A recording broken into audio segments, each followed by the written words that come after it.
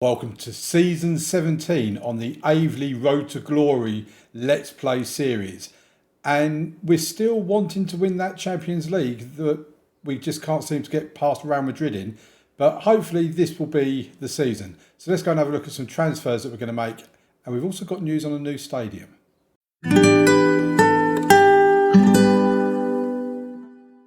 Okay, so before we go any further, I'm just going to put an email on screen round about now that I got come through not long after we finished recording part 3 of the last episode, and we got news of a new stadium that's been built. Now, I'm not going to get my hopes up too much because we've been told we're going to have a new stadium before.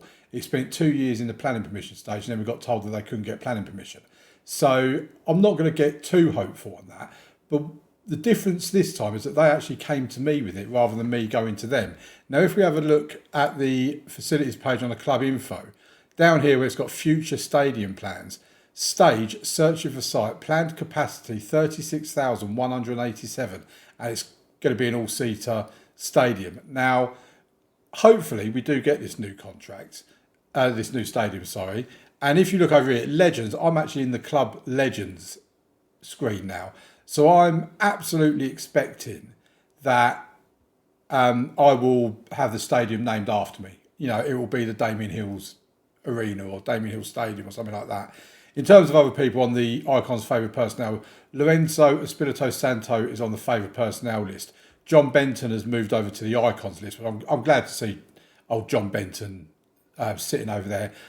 He's stayed with us throughout this now 17 seasons of the save.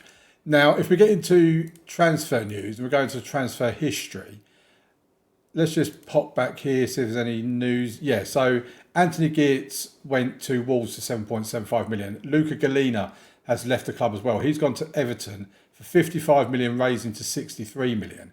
And if we actually look at him, we bought him 2 seasons ago for 30 million, sold him for 55, raising to 63. That's a good bit of business for us, so I'm quite happy with that. In terms of what's happened since it rolled over to the new season, David Mutangura has gone to Hellas Verona for 9.5 million. And this one's taken me by surprise. I had no idea that he was leaving on a free transfer. Did his contract run out? I've no idea what's happened with that. We've lost 18 million on him. He's been pretty useful for us as a squad player. But I've clearly missed an email because I had no idea that that was happening. In terms of players in, we have brought in Anthony Ona from Tottenham for 55 million, raising to 65 million. I mean, as you see from his current value is up to 110 million. He'll be moving here to play as an inside forward. He's 2.5 star currently with 5-star potential. He is listed as a wonder kid. He's got some great little attributes about him. He's 20 for flair, 17 for determination, 16 for technique, 16 for dribbling, 17 for agility and 16 for pace. He's also got 15 acceleration. So 20-year-old Nigerian international. He's come in basically as support for Tanguy Trove. He will get some decent squad time this season. And yeah, that's their first signing. If we go back to the transfer centre, there are 2 other signings that are hopefully on their way in. We've got Mikhail Yagmer, who's come from, what club is he at? From Besiktas. He's going to be 21 million. That's his release clause that we've matched. He can play out on the right, but we're going to be using him as a ball-winning midfielder in the middle. He's not listed as a wonder kid, but he is 3-star current ability with 5-star potential, and he will be more than adequate backup for Jovanovic in that midfield role. They can pretty much alternate that between them. Really pleased to have him coming in. And then we've also got Rodrigo, 18-year-old Brazilian midfielder, capped at under 20 level, not under 21 or senior level, 14.5 million. He's currently going through the contract stage at the moment. He should arrive. He'll be playing there as that deep line playmaker role as backup to Miguel Neto, and not only backup to Miguel Neto, but hopefully can succeed him in the future. He's got 2.5 stars of current ability with 5-star potential. So some really exciting signings are on their way. If we have a look at the schedule, we've got some pre-season friendlies going on, but if we have a look at the actual league, we play Newcastle in the Community Shield, but then we've got a really tough start to the Premier League with an away game against Arsenal. But then it's not too bad after that with Fulham, Wolves, Brighton, Hull, Then it gets a bit tough with Chelsea and Tottenham and so on and so on. If we go to the end of the season, that all-important final 5 or 6 game running, it's not the easiest of runnings. I've got to say, Derby we should get past, but away to Liverpool, away to Man United and at home to West Ham, that's 3 really tough games in the running for our Premier League campaign. The Premier League is not important. Obviously, the Champions League is. We'll give you news about that as of when we have it. That will be in the part 2 of the video. But then if we go back or go to competitions, go in here and look at the season preview. At the moment, we're expected to finish 9th. We don't have anybody in the Media Dream 11. No surprise there, we never do. If, however, we come back here, I want to just have a look at our reputation, and we are a worldwide team, 4.5-star reputation. We are such a good team, and we're getting to the stage now, give it a couple more seasons, and this will start over here. And as you can see from our rise all the way through the leagues, we've been up into the Premier League for quite a while now, going up and up and up. Champions for the last 2 years. Things are going really rather nicely. Dynamics, very good team cohesion, excellent club atmosphere, very good managerial support. What was the next one I was going to show you? I mean, in terms of the medical centre, you won't be surprised to hear that Fabio Nunes has picked up an injury in pre-season. Anthony Ona, our new signing, basically walked through the door and tripped over and hurt himself. He's now out with pulled knee ligaments. So, yeah, I'm looking at the squad at the moment. We're looking at our tactic here. And, yeah, I'm very surprised at him. We need to replace him. If we go to the squad, that's Mbemba, by the way. Our squad at the moment is 22. We've got room for 1 more with 2 more coming in. And we also have Fernandez, I'm hoping we're going to get rid of in the summer in the transfer window. Former number 1 goalkeeper, him here. What I'm probably also looking at doing then is maybe moving on somebody else, because like I say, we've got a new midfielder coming in, we've got another winger coming in. We need to move somebody else on to hit actual registration rules. But we have also got the fact of Juan Carlos Canas, who's a right-sided winger. He won't need to be registered in the Premier League. He probably will in the Champions League. He's only been with us for half a season. But he shouldn't get the ump if we don't have him registered for the Champions League. So that's a promising thing. But yeah, if there's anybody else we're looking at signing, if we make any more new signings, I'll let you know. But I'll see you in a little bit. So some transfer news for you. Rodrigo, our 18-year-old Brazilian wonder kid, has come in for 14.25 million, 2.5-star current ability, 5-star potential. As I said, he'll operate here in the defensive midfield role that Miguel Neto currently occupies.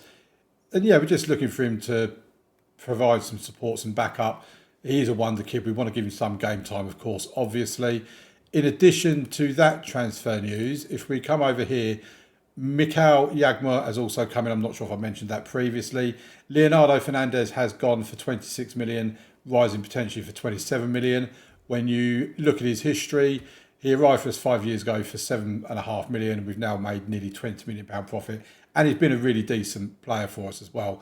From Nacional, he's now gone to Saudi Arabia. Now, when I look at our actual tactic, so Rodrigo, we can plop into our squad so he's available for friendlies. He will obviously, like I say, he'll fit in there. There is a bit of a drop-off in that respect. That's why he's more of the backup at the moment, with a view to him potentially taking over from Miguel Neto if need be. And then you've got Juan Carlos Canas that can play out there on the right, but again, there's a drop-off from Bondarenko. Then we have Mikael Jagma, who I believe we said he's going to be a box-to-box midfielder. I mean, he's pretty much the same as Jovanovic. At the age of 18, with potential to come, I've got a decision to make as to whether I have him as our main ball-winning midfielder there. So, yeah, so Anthony Ono, obviously, he's in as well. On the left-hand side, Tanguy Tro's back up. As you see, a bit of a drop-off, but that's why he is a backup. I'm actually pretty happy with the squad we've got. We're at the limit. We can't bring anyone else in unless somebody else goes. And Adam Bartlett does want to go. He's come to me saying he wants to leave.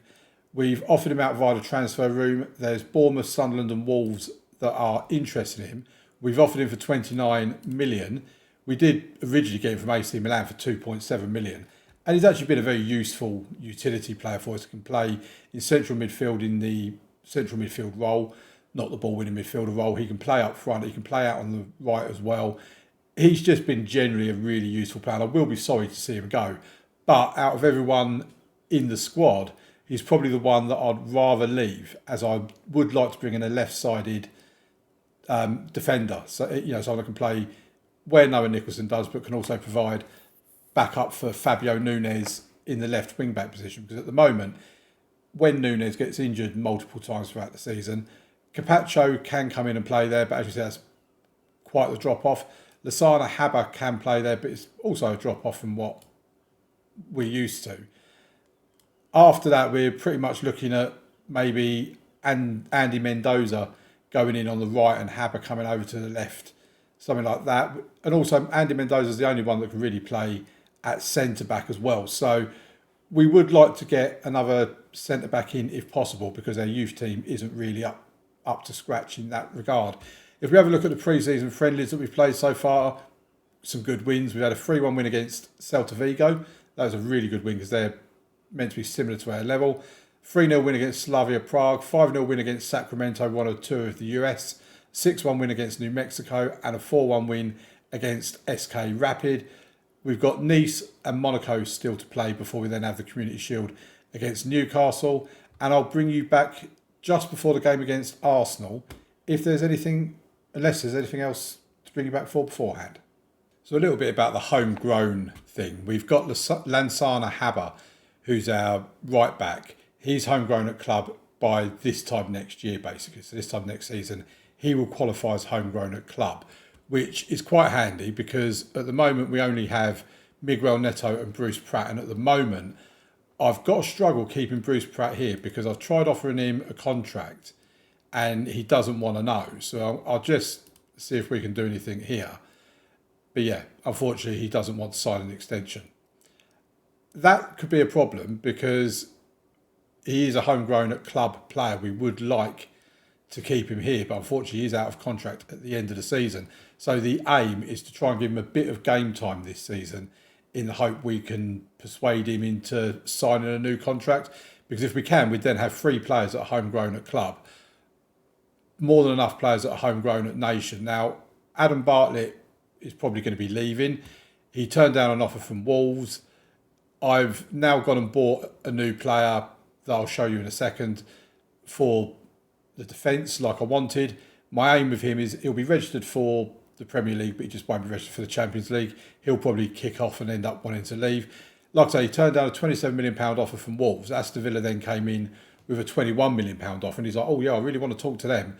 And I just said, no, I'm not accepting that offer. 21 million is not enough. I was prepared to accept 27. You didn't want to go, so therefore you're going to sit and rot for all I care. He does leave. He has got 2 more years left in his contract. We might end up loaning him out. As you see, he's not training particularly well either. He's just generally not a particularly happy boy. So, yeah, we're kind of making roads on the homegrown at club side of things. What I'm also looking at is Reece Thompson, who's a 17-year-old goalkeeper. He's trained in nation, and again, this time next season, he'll be trained at club.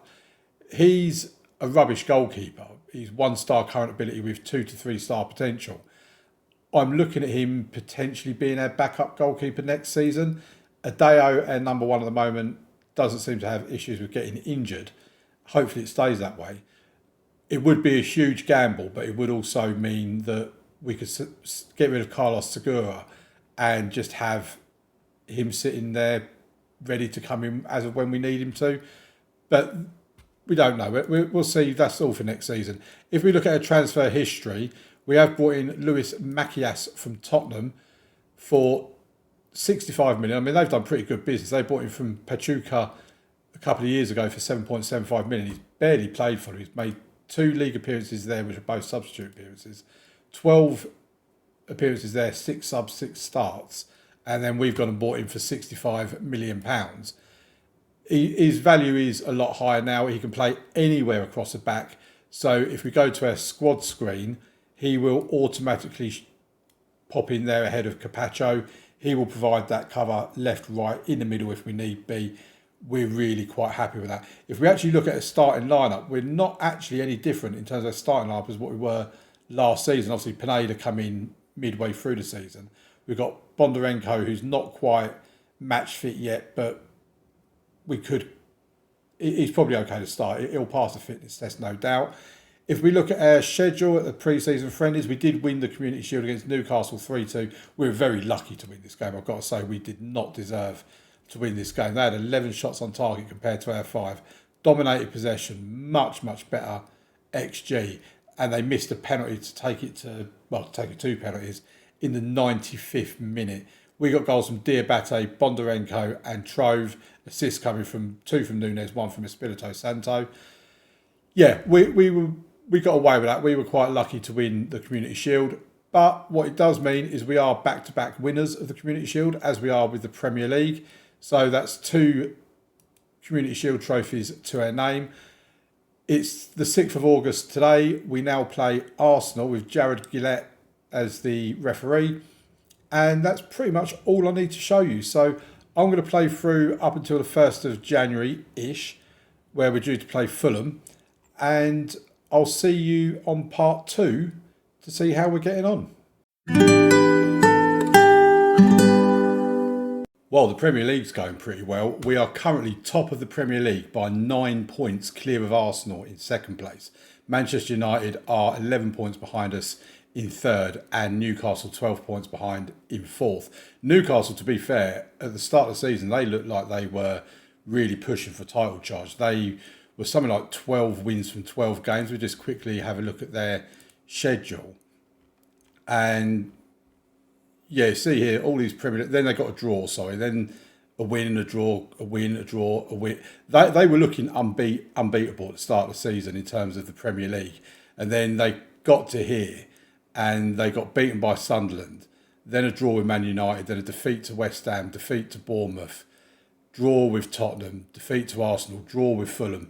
They just fell apart around this area, and at the moment you might as well say they're still currently falling apart. But yeah, they had a really strong start to the season, absolutely matching our start. If we have a look, Hugo Diabate is currently joint 2nd in the top goal scorer list with 11 goals, and Bondarenko has 4 Player of the Match awards, joint 1st on that. Bondarenko also has 7 assists and is joint 2nd on that one. Sharon Godfried, I presume that's how you say his name, he looks a really good player. I mean, his value is up near towards 250 million. He's a winger and he scored the only goal in a 1-0 defeat that we had against Manchester United this season. So, yeah, he's looking like a real player. Top of the assists, top of the average rating. I imagine he's got a few goals as well. Where's Godfried? Okay, he's 13. He's only got 6 goals, but one of those, like I say, was against us.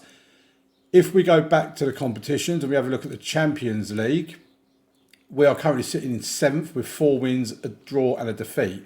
We had a nightmare in terms of our start to this. I'll bring you back to this in a moment. We have gone out of the Carabao Cup. We got knocked out by Manchester City in the 4th round. We played a very weakened team in this game. I basically just haven't taken the Carabao Cup seriously, but we'll get to that when we go to the schedule right now. So in terms of our start to the season, you know about the Community Shield win against Newcastle. We then played Arsenal as their first game in the Premier League, a 1-1 draw away from home. Seeing the fact they're 2nd in the table at the moment, that's actually not a bad result. Then we beat Fulham 2-1, Wolves 5-1, Brighton 3-0. Then we had Bristol City in the Carabao Cup. And again, as you see here, by our team, Segura in goal. In defence was Capacho, Mendoza, Macias and Nunes. In midfield, Rodrigo, Yagmur, Pratt, Canas, Ona out wide with Espirito Santo up top. We went pretty much full rotation. Only Fabio Nunes, who of course picked up an injury. He was the only first team regular that started. I'll say that Bruce Pratt, I've been playing him in most games as I'm trying to get him to be happy again and want to stay here and sign a new contract. He's not having a bar of it. He's now out injured, and I'm kind of at the stage now where I'm like, we're going into the second half of the season where it gets really, really tough. I think I'm just going to have to cut my losses with him, which actually is a shame because when we look at him, he's actually had a good season. He's in the league, 11 games played, 3 goals, 3 assists, an average rating of 7.01. And he's played in a variation of different of different positions as well. If we can have a look at this. So he's played in the defensive midfield, and that unfortunately doesn't break it up, but he has played in both the central midfield positions. So he's had a lot of variation to his season. So yeah, we beat Bristol City 4-2. Then we beat Hull 4-2. And I mean, if we click on that game as well, as you see, Bruce Pratt was in there. He didn't play against Fulham or Wolves. I have given him a lot of time. There you go, Bruce Pratt. Chelsea, Bruce Pratt. So we have been playing him a lot to try and get him to be happy. So yeah, win against Hull. Then this was our Champions League draw. If I just filter this down for you, just so you can see who we've actually drawn in the Champions League. Barcelona away, Real Madrid away, Villarreal at home. We're playing basically all of La Liga at this point. And to have Barcelona and Real Madrid both away from home as your first 2 games of the campaign, I think that was really rough, quite honestly. Then we had Villarreal, then Besiktas, then Celtic, then Borussia Dortmund, Juventus and Copenhagen. So really, after Barcelona and Real Madrid, you could probably say that Juventus is another tough one. We've got them coming up in a few weeks or in a couple of weeks' time. The rest of it is actually pretty favourable. But to get off to that kind of start, it basically meant that against Villarreal at home, and I say at home, we are at Wembley, 89,521 fans. Only 3,000 of them were Villarreal fans. Besiktas, we were at Parkside for that one. Don't know why Wembley wasn't available on the 1st of November. It's not like there's an FA Cup final or anything going on. Then in our home game against Celtic, we were at Parkside again. Again, I have no idea why. And then against Borussia Dortmund, we were at Parkside again. So we got one big payday against Villarreal, and then we're back at. But I don't know how we're getting away with playing at Parkside in the Champions League when the minimum capacity is 8,000. I don't know how we're getting away with it, but somehow we are. Anyway, let's go back to all competitions. And yes, we had the 0-0 draw against Barcelona, then a 4-0 win against Chelsea. Then we had a 2-0 defeat to Real Madrid. Obviously, that comes to reason.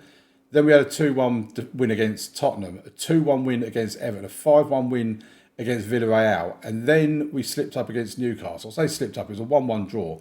And again, at this point, they were looking pretty decent. Then we lost in the Carabao Cup 4th round to Manchester City 2-0. Then we beat Manchester City in the league 1-0. If I had to choose to win one of them, I'd prefer to win the league game. 2-0 win against Besiktas. 2-0 win against Leicester City. A 1-1 draw against Brentford really randomly. I mean, Brentford are not a good team. They are 18th in the Premier League at the moment. That was a really disappointing result. Then a 1-0 win against Celtic. A 1-0 win against Southampton. We weren't scoring a great deal of goals around this time. And it kind of carries on down here as well, where we went through our toughest little spell there. Then a 2-0 win against Derby, a 2-0 win against Liverpool, then a 3-0 win against Borussia Dortmund, and a 4-1 win against Sunderland. And that's when the goals started to dry up a little bit. So we only scored 1 against Hull. Luckily, we was able to keep a clean sheet. We then lost 1-0 to Manchester United, lost 2-0 to West Ham. We then only beat Bournemouth 1-0. So at the moment, the goals have dried up a little bit for us at the minute. We've only 2 goals in the last 4 games. But it does mean we're still with a good chance of qualifying for the knockout rounds of the Champions League. We're 9 points clear in the Premier League. We've got the FA Cup to come with a game against Sheffield United in the 3rd round. If we get through that, then there'll be an FA Cup game sandwiched in between these 2 Champions League games as well. As we've said earlier, our end to the season looks quite tough with the likes of Liverpool, Man United, West Ham, 3 of our last 5 games. So that does look fairly tricky. Finances are a bit of a concern. We've only got 10 million in the bank. We've made a loss this season of 75 million compared to 24 million last year. We do seem to be hemorrhaging money, and I don't know why. I'm assuming it's because of our wage budget, because our wage budget is, we're currently spending 2.2 million. And you think we can't fit any more people into Parkside. We're maxed out capacity wise, but the wage budget is going up and up and up. It stands to reason that at some point it's going to start affecting our overall balance. And I think that's probably one of the reasons why the board want to build a new stadium. In terms of the new stadium, there is also, there's 25 million in the transfer budget. They've given me extra transfer budget and they've upped the wage budget. I don't really know why, because I can't buy anyone unless I sell someone, and I won't be doing that mid-season. So there'll be no new players coming in. I wouldn't have thought in the January transfer window. But if we look at the facilities, it still says here, future stadium plans, searching for site, plan capacity 36,187. So we're no nearer to that. What I do want to bring up to it, because the club have been really good at updating our facilities. Our training facilities are now great training facilities. Youth facilities is good youth facilities. Our youth level is currently 3, but that's also being upgraded, and that's going to go to 2. Then junior coach is now average academy coaching, which is better than it was. And youth recruitment is now good youth recruitment. So hopefully that will be reflected in our youth intake this season. I'm not going to hold out any hope, just like I'm not holding out hope for a new stadium. But I've got to say, if they don't get this stadium done, looking at how our finances are hemorrhaging, I don't know how much longer this club will survive if they're going to be at this level playing in front of 6,000, because that is only going to keep going up and up and up. You know, each year it's going to go up, and we've not got the infrastructure to handle that, basically. In terms of dynamics, team cohesion is good, club atmosphere is very good, managerial support is excellent, and that's probably all there is left to show you. I mean, you look at our squad, we're a really decent team. We really are. We've got Capacho in the moment. Oh, we'll have a look at Nunes while we're here, his injury record. I don't think it's been as bad as it was last season. But if we go down to... No, so to be fair to him, since the start of the season, he's had 4 injuries. Pulled groin, gashed lower leg, pulled groin and a pulled hamstring. His groin and his hamstring seem to cause him a lot of issues. I think that's why he's as injury prone as what he is. But yeah, so we're looking pretty decent. Hugo Diabate has got 13 goals and 5 assists in all competitions. If we look at him in the league, he's 11 goals, 3 assists from 19 appearances. He's a little bit down in terms of his goals to what he was last season, but hopefully he can pick that up coming into the second half of the season. Bondarenko has been amazing for us. He really has. 5 goals, 7 assists from 17 games. 4 player in the match award, 7.25. He's just a really good player. You know, £50 million we spent on him.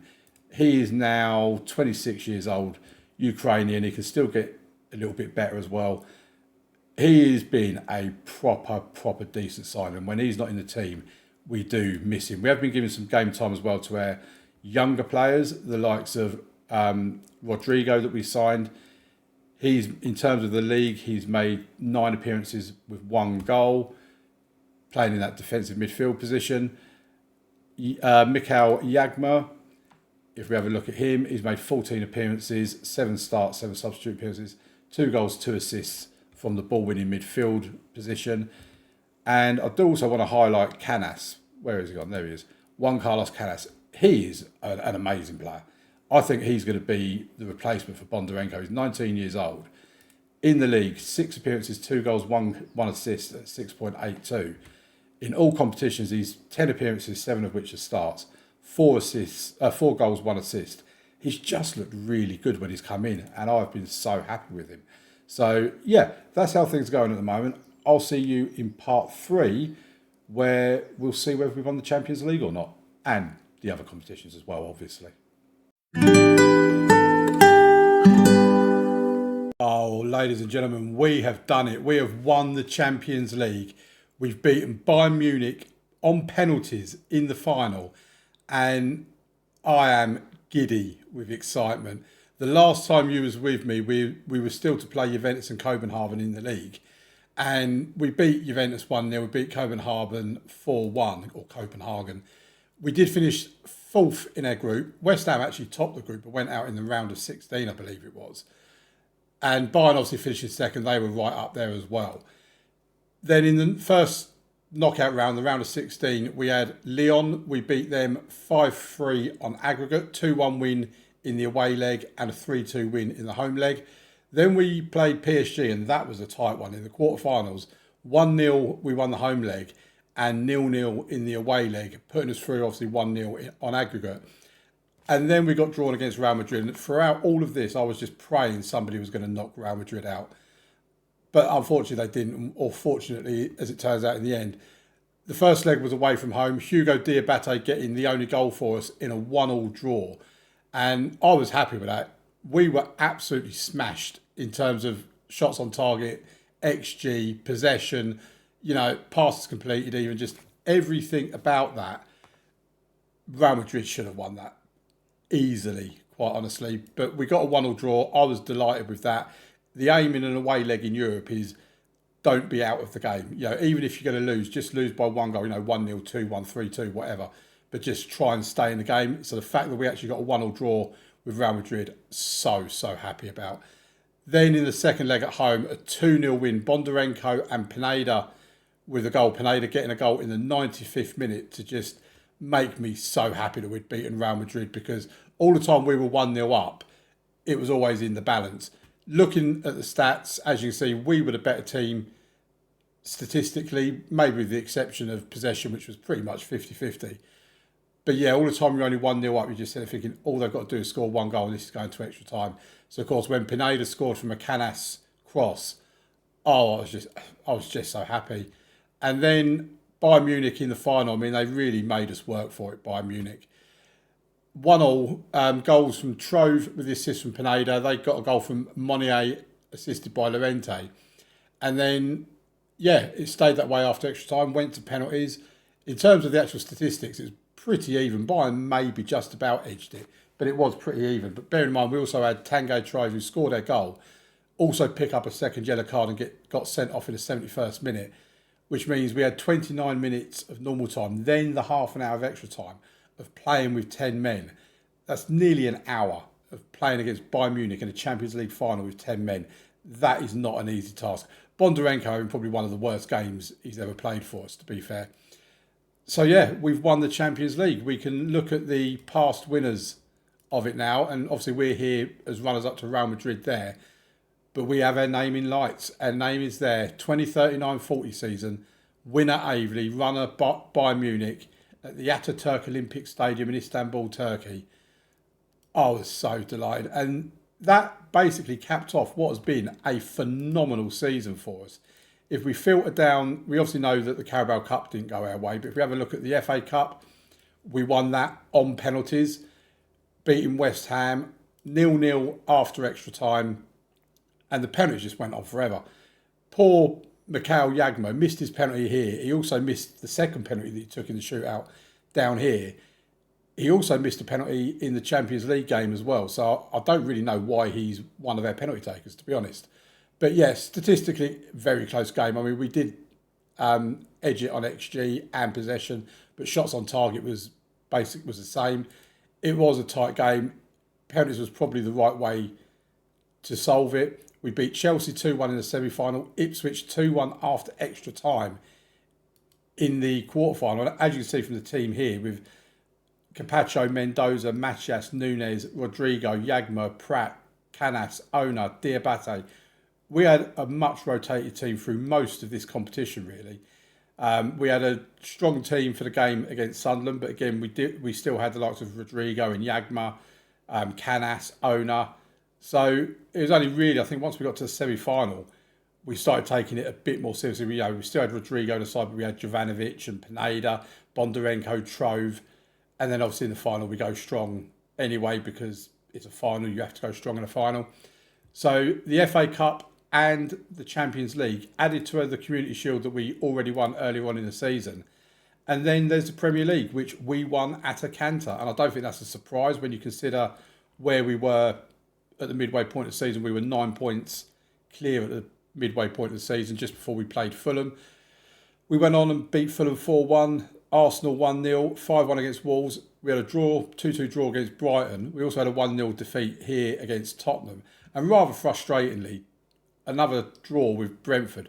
They've had our number this season, 2 draws from the 2 games we played against them this season. We also got heavily beaten 3-0 by Liverpool.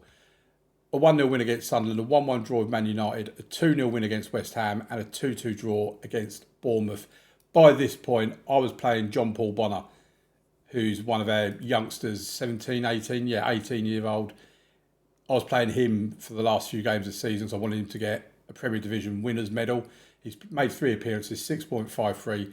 He's not lit the place up or anything like that, but he has done pretty well for us. If we have a look at the squad, we can... Well, actually, what we'll do is we'll go to the tactics and just clear our team here, because we don't need to have everyone selected now. Clear entire team selection. Hopefully that now means that the likes of Bonner and all that have gone back into the under 16 or under 21s. Yes, they have. So we go back into the squad. It is a squad of 24, and that obviously includes Adam Bartley, who's out on loan at the moment. Not sure whether, because he hasn't got a mandatory fee on this one, I don't believe. Yeah, it's an optional fee of 27 million. If we have a look at how he's got on this season, 3 goals, 10 assists at 7.06 and 32 games for Mallorca. I mean, to be fair, there's every possibility they might activate that clause. I doubt they will, but he's obviously played a big part in their season. If we look at the 32 games, that's 32 starts as well. It's not like he's gone there and made 26 sub appearances or anything like that. So he could be gone. Not that it's going to matter to us because we're not going to be here. We then move over to the appearances and we'll have a look. No surprise that our goalkeeper, Adeo, has made more appearances than anyone else. But Hugo Diabate, I mean, he's always fit. He's always available. 31 goals, 7 assists from 59 appearances. An average rating of 7.08. Our goalkeeper's got an average rating of 7.26, by the way. It's worth mentioning that. Next up is Markovic with 49 starts, 3 sub-appearances. Again, always available. He's never injured. Then Sana Haba, 47 starts, 6 sub-appearances. This one here, Tanguy Trove, I mean, he's not going to be around the club for much longer. We turned down a £91 million bid for him in the January transfer window. We're quite lucky he didn't kick off and he still stayed with us. But 54 appearances, 17 goals, 12 assists.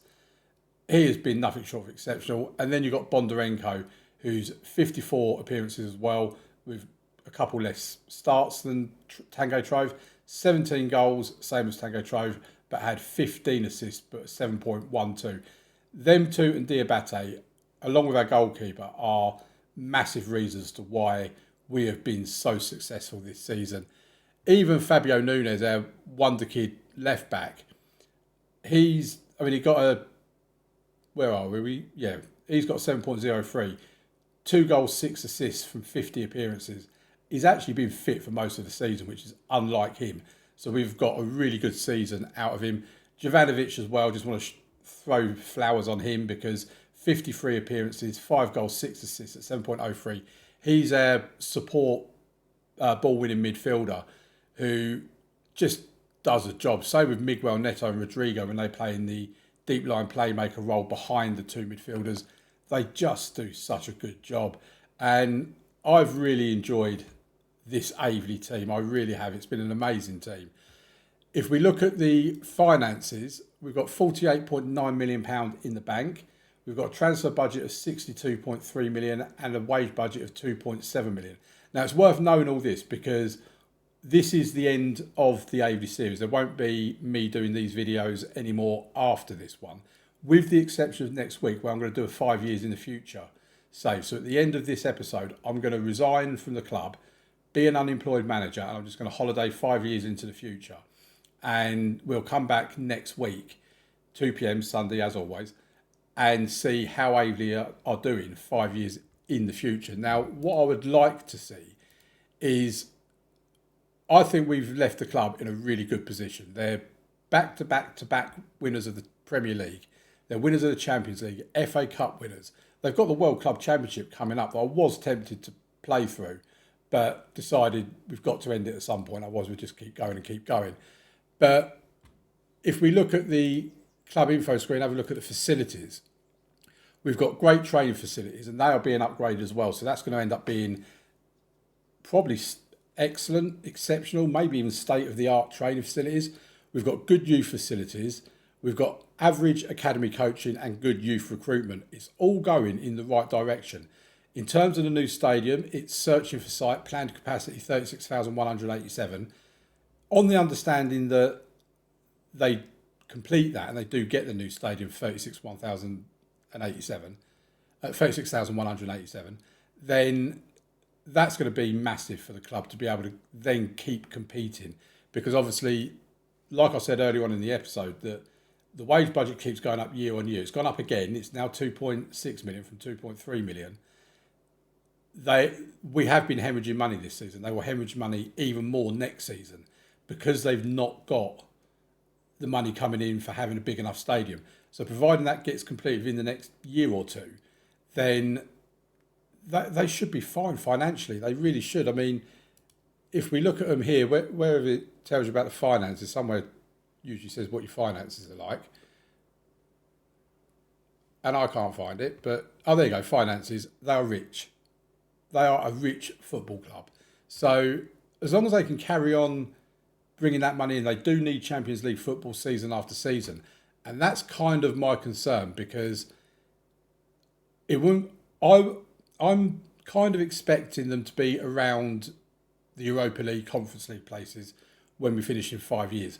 It is possible that they could be down in like League One in 5 years' time, because AI managers are never as good as the real life managers, so to speak, or the in-game managers.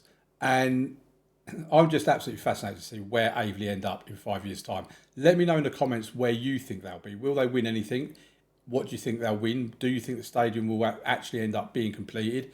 Do you think it's going to be named after me? I hope so. Hugo Diabate, by the way, top goal scorer in the Premier League. Bondarenko top for the assists. In terms of clean sheets, Adeo has finished third in that with 16 clean sheets. So there's not really a great deal more to bring you up to speed on here. So I'm now going to forward on to the end of season review. We'll do that, and then that will be calling it a day on the Aveley Road to Glory save. But let's go to the end of season review.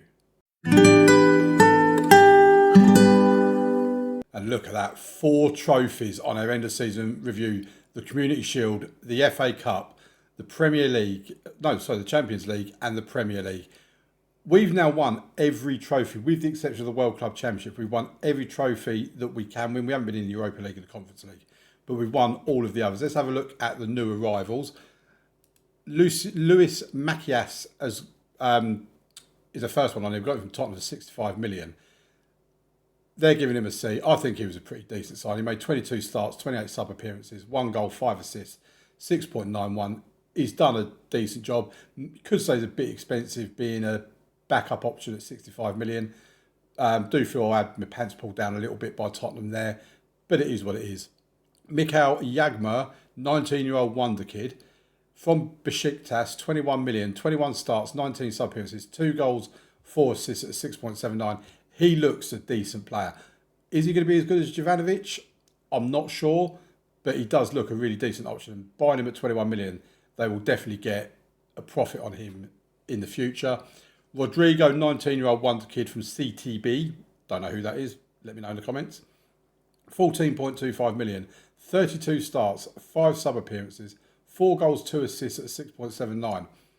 Sitting in that deep line defensive midfield role where Miguel Neto occupies, he has been really good. And he had a really good run of games for us this season. He is going to be a star. I absolutely know. He's got a star signing as well. Again, 14.25 million is an absolute bargain for him. And then from Tottenham, I mean, we've given Tottenham 130 million this season.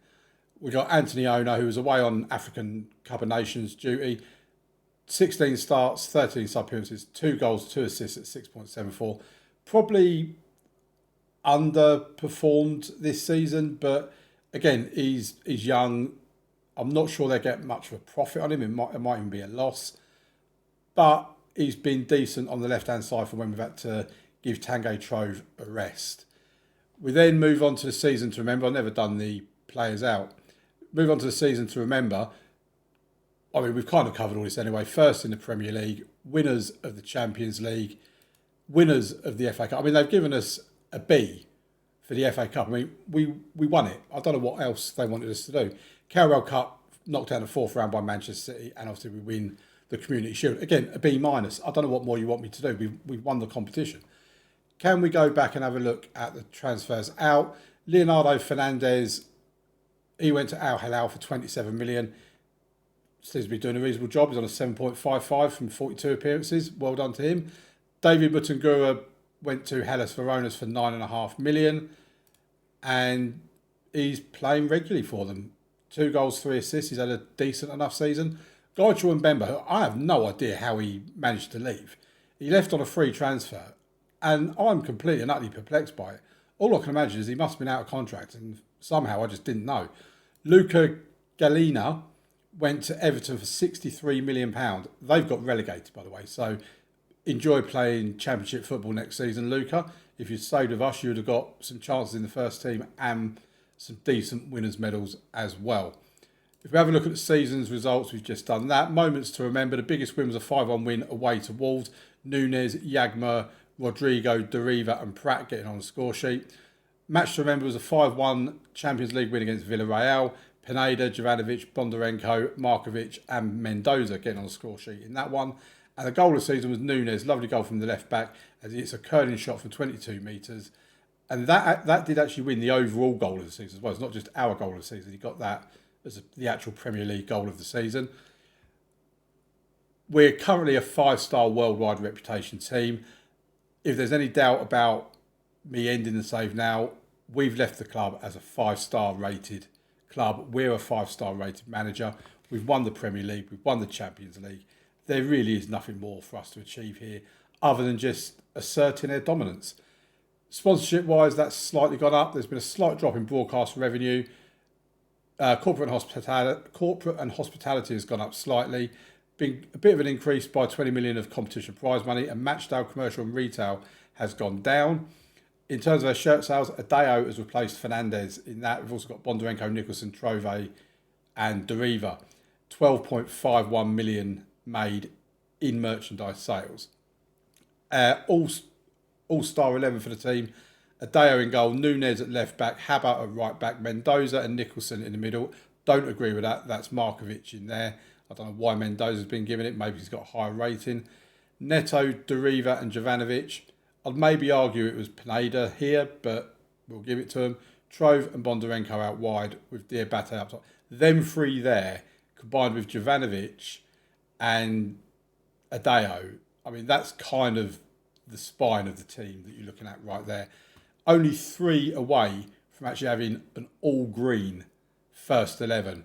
And the ones that are not green is Habba 6.93, Neto 6.92 and Deriva 6.97. So I'm going to call that all green personally. In terms of accolades, I've won 4 Player of the Month awards and the Manager of the Year award again. In terms of the club awards, Adeo is the Fans Player of the Season. He's also the Young Player of the Season. Rodrigo is the Signing of the Season. Fabio Nunes with the Goal of the Season, as we know. Hugo Diabate, 1 goal short of equaling his 32 goals from last season. That's consistency for you, and he's only 22 years old. Then most assists is Bondarenko with 15. Bondarenko with the most Player of the Match awards. Adeo with the highest average rating of 7.3. And most passes completed per 90 minutes is Anthony Mendoza with 68. In terms of the record breakers, Adeo has broken Josh McNamara's 11-year-old record, which was 22 clean sheets. He's now kept 26 clean sheets in a season. Bruce Pratt has broke the 300 mark for most league appearances by a player. He's probably going to be leaving on a free transfer this summer, so he won't be making any more than that. That is the club's all-time appearance record. Youngest player, John Paul Bonner, who played for us this season at 18 years and 33 days. And youngest goal scorer, Rodrigo, 19 years old at the moment, 18 years and 193 days. He is now our all-time youngest goal scorer. So that brings us to history in the making. Aveley looked a class above anyone else when they got going in the middle of the year. Few would have expected this outcome, but they gave themselves a chance and have reaped the rewards. There's their trophies. Once Aveley got rolling midway through the season, it looked hard to stop them going out. It looked hard to stop them going on to this success. I'll get my words out eventually. I'm starting to get a bit sad actually because we're getting to the end now. And manager timeline is what the manager timeline is. If we have a look at the all-time 11, Fernandez is in goal. Nunes left back, Devaney right back. He's not even a right back really. Bedoya and Nicholson in the middle. Neto, Benton. I love that. All these years in the future, John Benton is still in our all-time 11. That's how great that player was. Jovanovic, Bondarenko, Trove and Adam Bartlett up there actually, quite surprisingly. If we have a look at the supporter profile, the hardcore is down, it's 6%. The core is up to 30%. The family is down to 17%. Fair weather is up to 25%. Corporate stays at 1% and casual at 21%. Social media following has gone up by 9.1 million. That's now 27.4. The supporters have a high influence on the board. We have 5,527 season ticket holders with 3,000 supporters on the waiting list. Hopefully when that new stadium comes in, then we can have a lot more season ticket holders there as well. That is pretty much all there is to go through. What I do want to look at actually is if we have a look at the squad, I just want to have a look at the age profile, because we've got a few 30-year-olds down here in Deriva. Bartlett will hopefully be leaving, Santo and Mendoza. But other than that, and Bruce Pratt, who's 29, you're then looking at 26 all the way. We've got 3 19-year-olds, a 20-year-old, a whole load of 21-year-olds, 22, 23, 24s. This is a team that if they can keep them together and keep going, basically, everything is here for this team to succeed. And I'm really looking forward to seeing how they do 5 years in the future.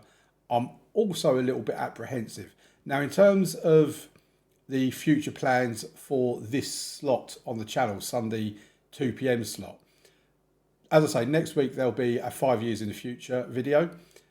After that, I'm going to be doing some rebuilds. Now, I had to think about how I wanted to do the rebuilds, and I want to kind of try and do them different to how other people do them. So each Sunday will be a different season. So each club that I rebuild will have 5 years to rebuild them. And the aims will differ depending on who they are, where they are, and all, what division they're in and all that sort of stuff.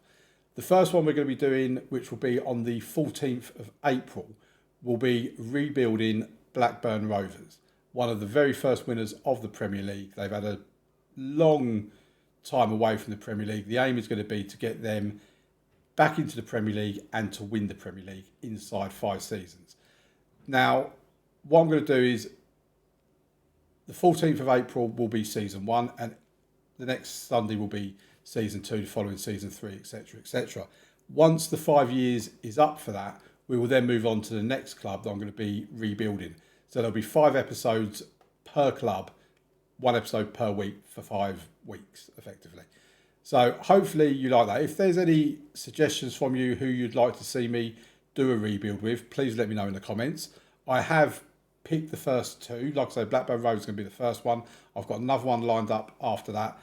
But if your suggestions pique my interest more than the second one that I've got planned, I'm more than happy to move things about. So don't think if you leave a suggestion, you're going to be waiting at least 10 weeks for it to happen.